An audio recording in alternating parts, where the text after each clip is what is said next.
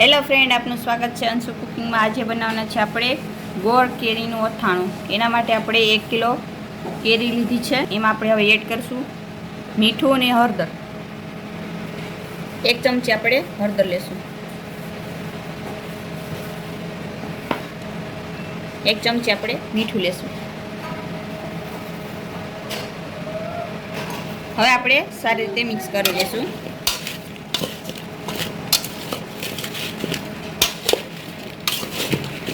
આખી રાત આપણે આને પલાળી દઈશું।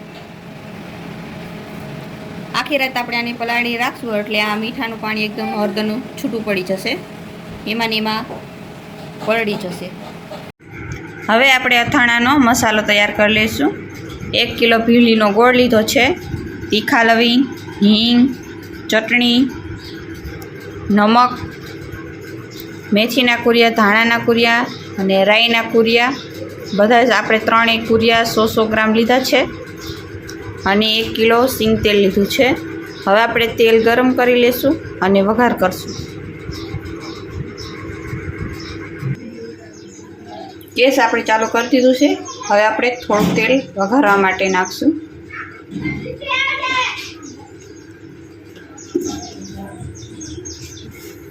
તેલ આપણું ગરમ થઈ ગયું છે, તો હવે આપણે તીખા અને લવિંગ બે આની અંદર ઉમેરી દઈશું।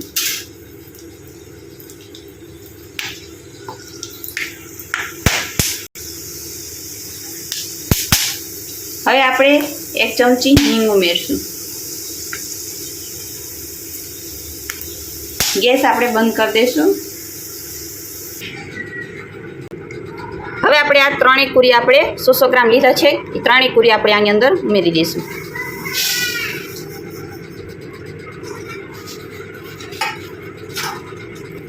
હવે આપણે 3 ચમચી આપણે ચટણી ઉમેરશું।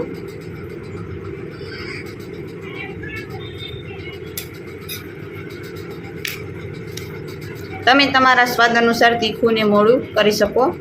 2 ચમચી આપણે મીઠું લેશું, કારણ કે આપણે કેરી પલાળવામાં અને ગાજર પલાળવામાં આપણે મીઠું ઉમેર્યું હતું, એટલે 2 ચમચી આપણે મીઠું ઉમેરશું।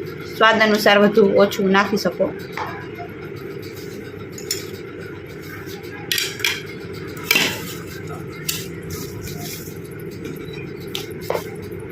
હવે આપણે વઘાર કરેલા તીખા લવિંગ અને રાઈ વાળું આની અંદર આપણે ઉમેરી દઈશું।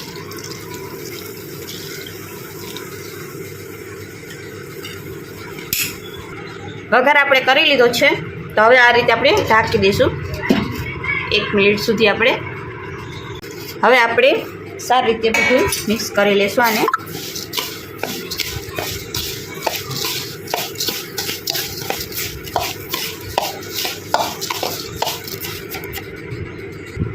હવે આપણે બધો મસાલો મિક્સ કરી લીધો છે, તો હવે આપણે વરિયાળી ઉમેરશું આની અંદર। 50 ગ્રામ જેટલી વરિયાળી ઉમેરશું આપણે।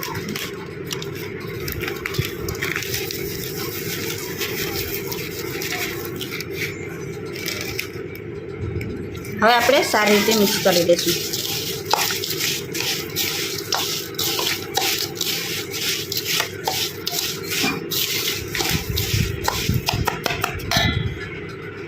હવે આપણે ગોળને કટિંગ કરી લઈશું। હવે આપણે ગોળને ઝીણો ઝીણો આ રીતે છોલી લઈશું। આ રીતે આપણે ગોળને આ છોલી લઈશું।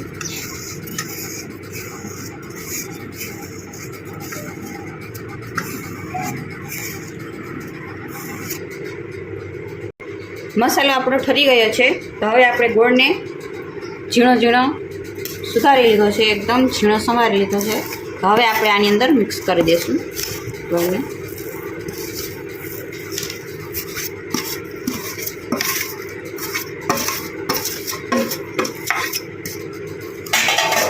હવે ગોળને આપણે સારી રીતે મિક્સ કરી લઈશું। બીજું તેલ આપણે બધું ગરમ કરી લીધું છે અને ઠરવા મૂક્યું છે, તો ત્યાં સુધી તેલ ઠરી જાય ત્યાં સુધી આપણે કેરી ને ગાજર આપણે આની અંદર મિક્સ કરી દઈશું અથાણા અંદર।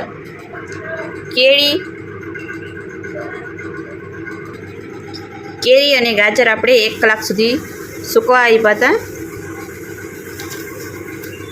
તો હવે આપણે આને અથાણાનો મસાલો આપણે તૈયાર કરી લીધો છે, તો આપણે એની અંદર ઉમેરી દઈશું।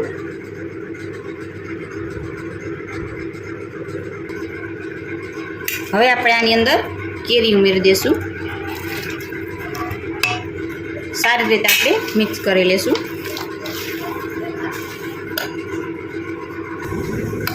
આપણે સારી રીતે મિક્સ કરી લઈશું કેરીને.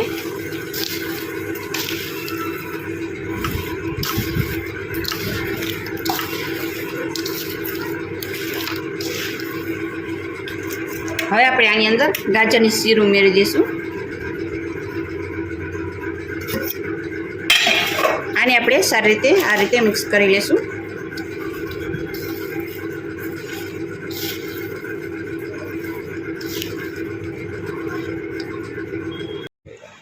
તેલ આપણું એકદમ ઠરી ગયું છે, તો હવે આપણે અથાણા અંદર આપણે મિક્સ કરી દઈશું.